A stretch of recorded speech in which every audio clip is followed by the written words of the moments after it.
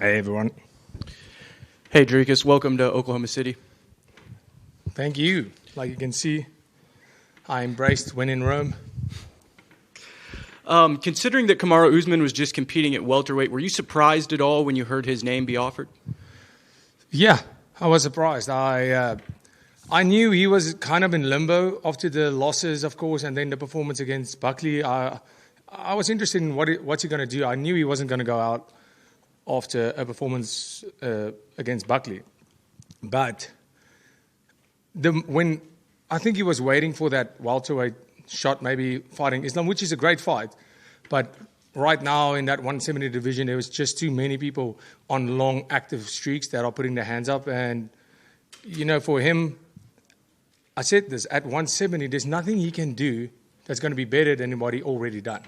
He doesn't have the time. You know, he's defended that belt many times, the winning streak, that's never going to be again. So for him, the only way to do something great to add to his legacy is to get that double champ status. So I was surprised, but it made sense, and I was really excited to be able to face a legend like Kamaru Usman. And then obviously there's been a lot of talk about Strickland and Chimaev at the top of the weight class potentially rematching. What's your opinion on that potentially? I mean, there's only one opinion that there should be. Between the two of them, they have an amazing 0 title defenses. So how do you warrant a rematch? In that case, I have 2, so give me a rematch then. I have 2 wins over the current champion. And, it makes 0 sense. And then do you believe that a victory over Kamaru Usman is enough to give you that title shot that you want? I don't. I don't believe a victory alone can be enough. I think my resume, definitely, but I don't believe that just a victory over Usman necessarily gives me that direct title shot. The same for him. But the performance, going out there and putting up a performance that eliminates any doubt that I'm the best in the world, that's what's going to guarantee me another shot at that title. Hey, Dricus, we asked UFC Threads to give you some fan questions. We got 5 questions from the fans here. With all the achievements you have, what motivates you to still fight? I've never really been motivated by going and saying, okay, now I've reached this. I have one goal. I have a lot of goals in between, like one of them being become a UFC champion, which is it's pretty high up there to become a UFC champion. But every organization I've ever fought in, I've been a champion. And that goal's been ticked. But I have one main goal that will always keep me on track and will always motivate me since the day I started the sport. And that is to be the greatest fighter to ever walk this earth. And that's my motivation. Great. Next one is, have you ever considered a move up to 205 and how you'd match up with other exciting fighters like a Yuri Prochazka? Yeah, absolutely. That was definitely on the cards, and of course I lost my title, and right now there's only one focus, is getting my belt back, and 100% moving up to 205, especially with, you see a lot of guys like Rob, Renier, all these guys going up to 205, and I believe the sport's been moving in that direction for a long time with the big weight cuts. I'm very big for 185, but I still make the weight very comfortably. So, for my age right now, I'm still very happy at 185, and I have a goal here. I'm not running away to 205. That's not happening. I will dominate this division again, and then I will make the move to 205. Makes sense. You made history as the first South African to win a UFC championship when you beat Sean. How did that moment feel when you look back on that? Yeah, man, just there were so many achievements in that for me. Personally, a lifelong goal of 15 years, grinding every single day towards this dream, being able to call myself the UFC champion of the world. The amount of hours that was put into that, the moment was surreal. It was incredible. It was one of the greatest moments of my life. No, it was the greatest moment of my life to this point. And being the first South African, being able to have that flag around my shoulders, seeing my whole country united once again because of sport, seeing, the love that I got and that everybody had, just how proud everybody was of their country, of their countrymen. It was incredible. Getting home, getting the Euros welcome at the airport, doing a whole belt tour through the country, and seeing all the support. It made every single day that the blood, sweat, and tears that I went through to get to that moment worth it, and I would do it all over again. It was an incredible moment. It'll probably feel just as good to get it back, right? Absolutely. Last two here. This one says, I'm from South Africa. I really want to start MMA, but my parents won't allow me to do MMA. Do you have any advice on what I should do to convince them, and which base of mixed martial arts I should start with? Well, yeah. I mean, if you're going to show them a decent fight, like show them me and Khamzat Chimaev. They'll let you fight immediately. That's boring as hell. People think that, like, even Taekwondo is more violent than that. People will go straight. Oh, no, these parents will be like, oh, this is nothing. Let him fight. Yeah, let them watch the Khamzat fight. If they don't fall asleep, then he's not allowed. But no, on a serious note, get into wrestling, get into judo, get into K1 kickboxing, get into something that if you want to be an MMA fighter, get into something useful. I'm not taking away anything, but to go and do just sport in where we are right now, just something like karate is not going to help you, fast track you to becoming a UFC champion. But something like wrestling, if you just go on the styles that become successful fighters, get into wrestling. I mean, it's an amazing sport. Get into grappling, get into jiu-jitsu. I've seen the difference, and I've seen the changes it makes in people. Any martial art, I just said, if you get into karate, any martial arts, it's incredible. It's incredible for any kids, for confidence. If you're a bully, if you're being bullied, it just goes all the way. Learning discipline. I know what this sport did for me. I know how this sport changed my life, and I do believe this sport can do that for anybody. Great. And last fan question, more of a fun one. Dricus, if you could share a pint with anyone dead or alive, who would it be? With anyone that is alive? Dead or alive. Oh, dead or alive. Share a pint.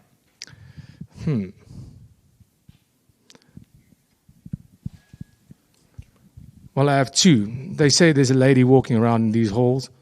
Of course, this place is haunted, so I would like a pint and hear what's her story. But she's dead. But alive, probably Max Verstappen. Dricus. Kamaru was just in here, and I asked him about you saying how, it made sense for you to fight a wrestler because it didn't make sense for you to fight somebody that would be a striker, so you can prove you can beat a wrestler. And he said he tried to not pay too much attention to comments and things he sees online, but he said that he saw a comment of your coach saying that he would be stupid to try and stand and strike with you. And then he kind of took a shot and he said, this is the same coach that said, Khamzat would be stupid to try and wrestle with Dricus. So what do you make of those kind of comments? Yeah, I mean, what does he want my coach to say? Oh, no, we are so scared of your wrestling. Please don't. Please, should my coach act as if we are scared of his striking? What do you want us? What do you want to say? Yeah, sure. We lost our last fight. That's it. He is 3-1 in his last 4, so he can say a little bit less than me. He calls himself a money weight fighter. He said a what? A money weight fighter. So he goes where the money goes. Okay. So he said I guess that Buckley fight really, he got paid, nah? He got paid for that Buckley fight. So he said that the UFC basically, they didn't want to do the Islam fight with him at 170 pounds. So he said he came up here because it was a good opportunity and the UFC thought it made sense for him. So do you think he's fully committed to the division when you hear him say things like, I'm a money weight fighter? Yeah, I mean, you do you, man. Like, you say whatever you have to get that money, whatever. But let's be honest, he definitely was. He definitely was. But, and like I say, he is an incredible fighter, future Hall of Famer. He's done great things, but you call yourself right now a money weight fighter just means you've basically made peace with the fact that you will go wherever the money is, and you don't really have that goal set on being the best in the world anymore. And when you talk about being the best in the world, what do you think is more impressive, being a 2-division champion or having a dominant title reign in one division and consistently beating the best guys? Yeah, that's a very interesting debate, right? It's been ever since Conor became a double champion, that has been the talking point. Is it what defines a great champion? Because you go with the GOAT in John Jones, who is a double division champion, but what got him to being having that title is the fact that he was on such a long title reign. He was so dominant at his weight. But I think it's two different situations. I do believe that long reign grants you that title, but how long do you want to? I do believe there comes a time where you go, I have proven myself enough. I'm going up to test myself even more, because otherwise you're basically staying comfortable in that division, which you can do 100%. It can, it is still the legacy that a guy like Kamaru has.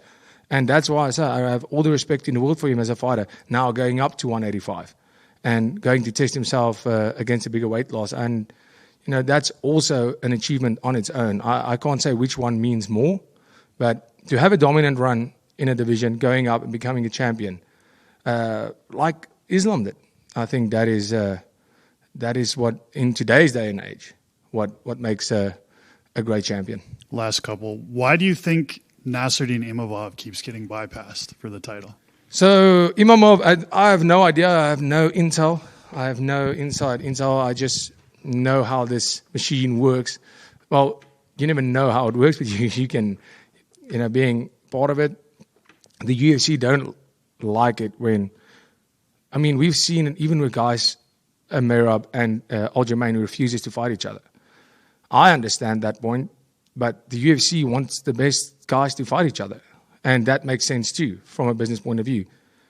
If everybody knows these are the two best guys they need to fight. So with Nasruddin Imavov saying, no, me and Hamzat are brothers, I'm not going to fight him, because that was the fight that was supposed to happen. And he said, no, because we are brothers. They don't even train together, not even from the same country, not from the same gym. The UFC does not like that. So I do believe a big reason, and rightfully so. You can't go and, especially when you get that title shot, you're either taking it or not, because the division needs to go on. And I do believe that that is why he's being seen over so many times. And how long is he going to sit out? Because right now things are exciting. Things are exciting, and he's done the work. He can get that shot. Nobody would be angry, but you can't. You don't dictate this. You don't dictate, especially when you get that title shot. If Hamzat doesn't get the title shot, like you said, he doesn't deserve that rematch. What should the UFC do with him? Yeah, I think Strickland said he'll be ready in end of the year in December. I do believe the Imavov Strickland fight is the fight to make. I do believe that's the right fight to make, and I think so. Strickland has beaten him on short notice before. He obviously wants that win back. I think it's a great fight. Last one. What is the best DDP via meme you've ever heard? Oh, wow. I think the best one was definitely DDP via hiring Sean Strickland. That was definitely the best one.